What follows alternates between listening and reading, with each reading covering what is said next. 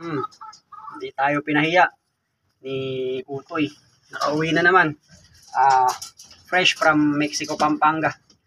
First lap ng Ubi sa NGPC.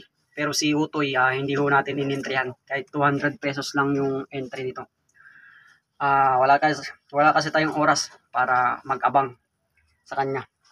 Kaya ang ginawa ko, sinasabay ko lang siya sa track mula training hanggang ngayon, first lap na ng derby ng Ubi o Old Bird sa NGPC.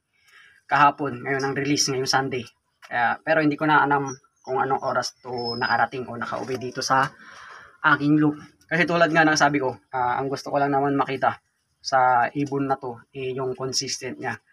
Yung kanyang pag-uwi.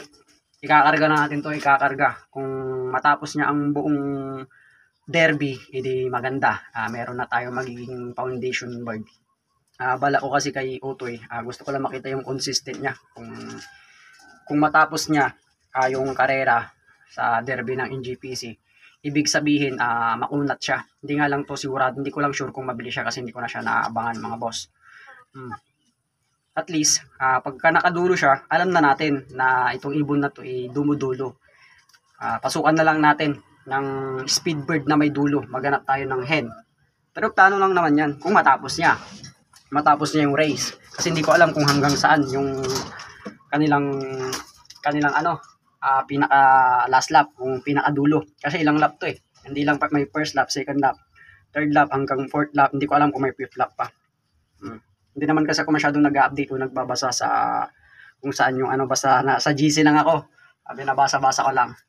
Ayun, tsaka na tayo mag-focus pagka sa ibon, pagka may oras na tayo, kasi dami nating ginagawa Sa akin kasi libangan ko lang tong ibon, stress reliever. Hindi naman pwedeng gawin ko tong business hindi pa naman ako pwedeng bigyan ng pera ang kalapati, hindi ako magkakapera. Yun, pera na lang sa mga talagang panseriya, talagang focus sa ibon, doon talaga sila nagiging hanap buhay na nila. Ayun. Tsaka yun, ito muna, si Utoy. Fresh from Mexico, Pampanga, first lap. Hindi ko alam kung kailan yung second lap. Bali si Utoy, hindi pa tayo nagbibigay ng pati sa patuka, wala tayong binibigay na hindi tayo nagbibigay ng talagang pangkalapati. Ang binibigay lang naman natin dito budget meal lang talaga tayo. Yung tao dito, yung ordinary conditioner, yon mga boss, ordinary conditioner lang ang pinapakain ko sa mga ibon ko.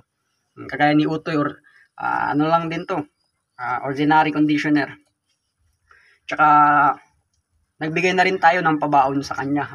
Pinaka-basic lang, yung murang-murang gamot lang ang binibigay ko sa kanya, yung multivitamins saka yung calcium lang. Ayan. Buo pa. Simula training hanggang ngayon, buo pa ang katawan. Bilis siyang mag-recover. Botch niya, ayun, nakainom na ng tubig. Uminom na dito sa loop.